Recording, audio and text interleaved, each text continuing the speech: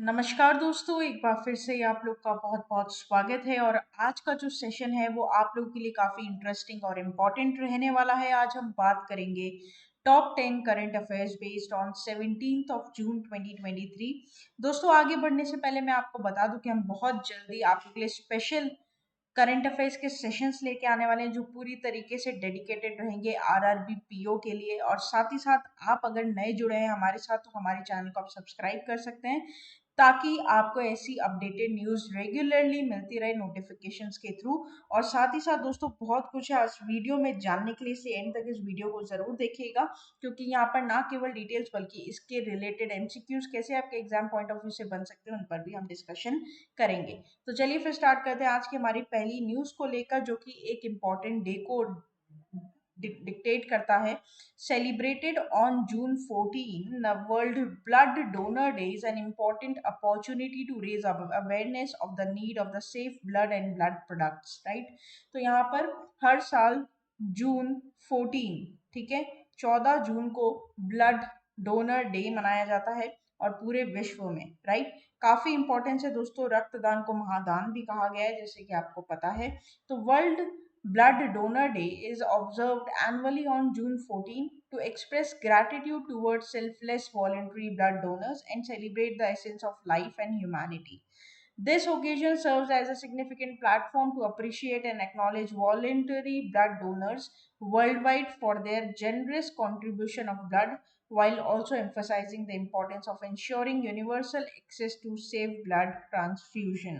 Right? तो यहाँ पर world blood donor day observe किया जाता है जनवरी 14 ऑफ जून को।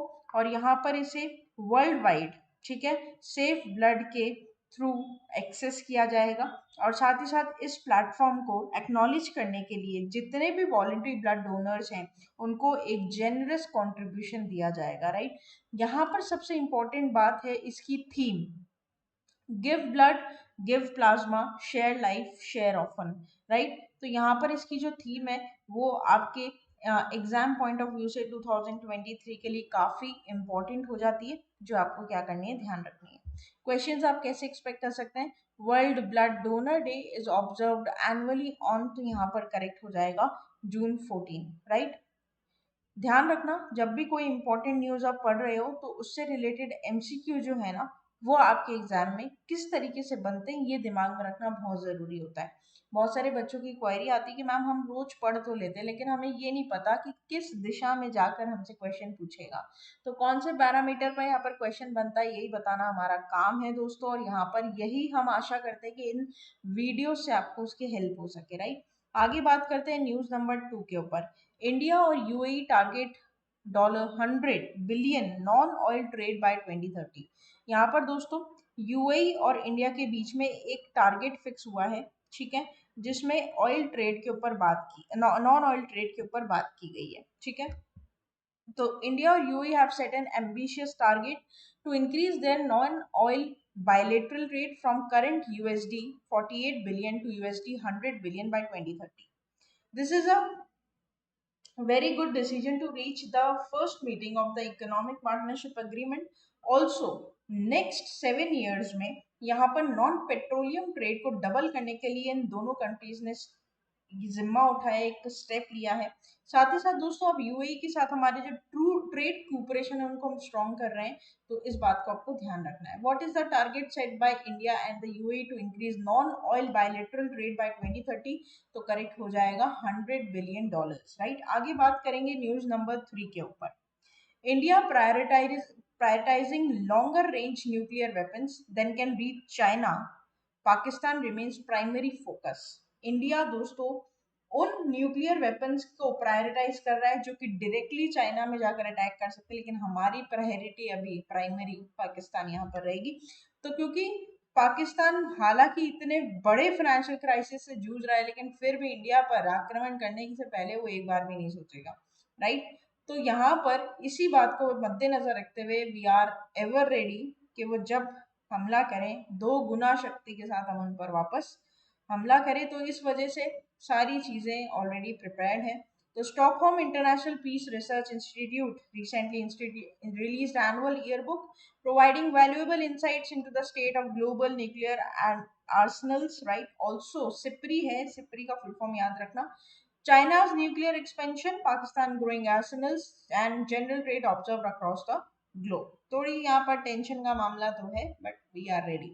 According to the SIPRI annual yearbook, China's nuclear arsenal increased to 350 warheads in January 2022 to warheads in January 2024. That is 410, right? Very, very important. National news से related segment में आपका question ही बन सकता है. आगे बात करते हैं न्यूज नंबर 4 की. दोस्तों, आरबीआई ने अब अपने फुटप्रिंट्स नॉर्थ ईस्ट इंडिया में भी रख दिए हैं और एक नया सब ऑफिस यहाँ पर खोला गया है कोहिमा में, जो कि बहुत इंपॉर्टेंट है ईटानगर में, राइट. दोस्तों, नॉर्थ ईस्ट इंडिया, ठीक है, जो कि इतना ब्यूटीफुल है, इतना ब्यूटीफुल, बट उतना ही अंडर डेवलप्ड है, राइट. तो वहां पर अब मोदी जी का फुल फोकस है कि हमारा जो east India, north east India ना, बेसिकली उसको हम ग्रो करें. एक तो टूरिज्म सेक्टर वहां पर जोरदार है, उसे और अच्छा करें, और वहां के लोगों को जो कि बहुत अच्छे हैं और काफी शक्ति रखते हैं आगे जाने की, ग्रो करने की, मन में इच्छा रखते हैं पढ़ने की, बढ़ने की, तो उनको हेल्प मिल सके, राइट. तो यहाँ पर reserve Bank of India has taken a significant step towards strengthening its presence in northeast India by opening a sub office in Kohima, the capital of Nagaland. With this move, RBI aims to expand its reach in the region and better serve the financial needs of the people. Additionally, the central bank has announced its intention to establish an office in Itanagar, further demonstrating its commitment to enhancing the operations in the Northeast. Now, RBI going to open the sub office in Kohima, Itanagar, right? It's very, very important and very, very commendable. Significant step यहाँ पर RBI के द्वारा लिया गया है. तो which city in the north east India recently become the location of सब office of RBI. तो यहाँ पर आपको ध्यान रखना है कोहिमा. प्लीज यार, इसको है ना हम याद कर लेना, तो काफी इंपॉर्टेंट होगा ये. आगे बात करते हैं न्यूज नंबर 5 के ऊपर. एक और फाइनेंशियल अवेयरनेस के पॉइंट ऑफ व्यू से न्यूज निकल कर आई है. Equitas holding surrenders NBFC licence to RBI.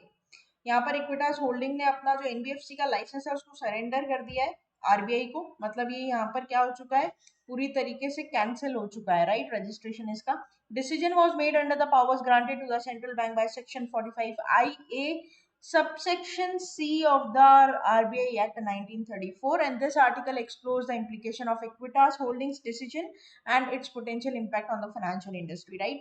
Very, very important question direct पूछेगा यहाँ पर कि कौन सी बैंक या कौन सी एनबीएफसी, सॉरी, जिसने अपना लाइसेंस यहाँ पर सरेंडर कर दिया आरबीआई को. तो इक्विटास होल्डिंग लिमिटेड, ध्यान रखना है ना. तो under which section of the Reserve Bank of India Act 1934 did the RBI cancel Equitas holdings registration. Now you have to remember the section, we can't help it, right. Section काफी important है और अभी है ना जो पैटर्न आ रहा है तुम्हारे एग्जाम में, क्वेश्चंस का सेक्शन पूछेगा दोस्तों. तो यहाँ पर ध्यान रखना section 45IA and section C6. आगे बात करते हैं न्यूज नंबर 6 के ऊपर. हाफ वे थ्रू हमारे ऑलरेडी पहुंच चुके हैं वीडियो के. MSDE certifies 98 trainers trained in the cluster based training of trainers project under संकल्प program, right. तो क्या है, ministry of skill development and entrepreneurship had successfully certified 98 trainers who participated in the cluster-based training of trainers project. Now, this initiative was carried out in collaboration with the Automotive Sector Development Council and the Maharashtra State Skill Development Mission. The project developed as a part of national component of skill acquisition and knowledge awareness for livelihood promotions, that is Sankalp. Now, you have to like remember the full form of Sankalp, that is skill acquisition and knowledge awareness from livelihood promotion. Aim to enhance the skills for trainers in various trades such as advanced welding, CNC operations, robotics, quality control and advanced automotive technology, right. Please यहाँ पर आप इसका संकल्प का क्या ध्यान रखेंगे, full form ध्यान रखेंगे. हो सकता है आपको पूछने, मान लीजिए के का मतलब क्या है, मान लीजिए ए का मतलब क्या है, मान लीजिए एल का मतलब क्या है, what ever it might be, right. So, which ministry implemented the cluster-based trainers or training of trainers project under the Sankalp program? Ministry of Skill Development and Entrepreneurship. आगे बात करते हैं न्यूज नंबर 7 के ऊपर। यहाँ पर एक रिपोर्ट और इंडिसेस को लेकर यहाँ पर हम आए जिसमें वर्ल्ड में मोस्ट फ्रेंडली और मोस्ट अनफ्रेंडलीस्ट सिटीज के नाम है। तो यहाँ पर मैं आप लोगों को बता दूं दोस्तों, in the recent ranking by the community spirit index, नाम क्या है इस रिपोर्ट का? Spirit index, right, spirit index. 53 cities from the different countries have been given ranks based on how friendly and unfriendly their residents are, and for this purpose, six metrics have been considered. Toronto and Sydney named as world top friendliest countries in the index, and India's capital New Delhi and Mumbai are the most unfriendly cities in the world, which I absolutely agree with no offence. मुझे ऐसा लगता है खुद कि new Delhi और Mumbai actual में बहुत ही unfriendly है। अगर फ्रेंडली सिटीज में मेरी मानी जाए इंडिया में, तो सबसे पहले आनी चाहिए यहाँ पर आपकी Kolkata, and definitely Banaras Varanasi is also very friendly. Even the Rajasthan side of the stretch is also very unfriendliest cities I can say in India, but that is purely my opinion. But I agree with the index कि यहाँ पर न्यू दिल्ली और Mumbai are the most unfriendly cities of the world, right. तो यहाँ पर most friendly cities के मैंने नाम आपको बताए। देखिए, नंबर 1 पर Toronto, Sydney, Edinburgh, Manchester, New York, Montreal, ये सब आपका फ्रेंडली सिटीज में आता है, राइट। तो according to the community spirit index, which two cities name the world most friendliest cities, आपको ध्यान रखना है टोरंटो एंड सिडनी, राइट। क्या आता है यहाँ पर? Toronto and Sydney. Now one more thing, आपको क्या लगता है कि आपके हिसाब से फ्रेंडली सिटी कौन सी होनी चाहिए इंडिया में? मुझे कमेंट बॉक्स में लिखकर बताओ। काफी मस्त एक यहाँ पर ये क्वेश्चन रहेगा आज का। देखते हैं आप लोग को कौन सी सिटी सबसे ज्यादा फ्रेंडलीस्ट लगती है, बताना जरूर। आगे बात करते हैं न्यूज नंबर 8 के ऊपर। बेनिफिट अंडर प्रधानमंत्री मट्रू वंदना योजना, PMYY। तो देखो यहाँ पर क्या है, PMMVY एज गॉड बहाराय, गोद भराई, राइट, सॉरी गॉड नहीं, गोद भराई। तो बेसिकली प्रधानमंत्री मत्रु वंदना योजना जो है ना, वो बेसिकली एक ऐसा इनिशिएटिव लिया गया है, और इसकी सेरेमनी डोसा में हुई है, राजस्थान का एक जिला है, and have received praise from prime minister Narendra Modi. According to the tweet, Shrimati Jaskaur Meena, member parliament dosa rajasthan, pradhan mantri matru vandana yojana scheme is celebrated as गोद भराई ceremony in dosa, right। Basically यहाँ पर जो प्रेग्नेंट विमेन्स हैं, जिनको 7वां 8वां महीना होता है, उनकी गोद भराई होती है, उस टाइम उनको एक पोषण किट दिया जाता है जो कि वेलबींग करता है दोनों को, माँ को भी और बच्चे को। बहुत अच्छा इनिशिएटिव यहाँ पे लिया गया है। Which ministry responsible for implementation of PMMVY? तो करेक्ट हो जाएगा ministry of women and child development. याद रखिएगा, इसको बन सकता है क्वेश्चन आपका, इसको बहुत इंपॉर्टेंट है। आगे बात करते हैं न्यूज नंबर 9 के ऊपर। Amit Shah unveils 8,000 crore schemes to strengthen disaster management, right. तो union minister Amit Shah conducted a meeting with the disaster management ministries from states and union territories to discuss disaster risk reduction and strengthen the country's disaster management system.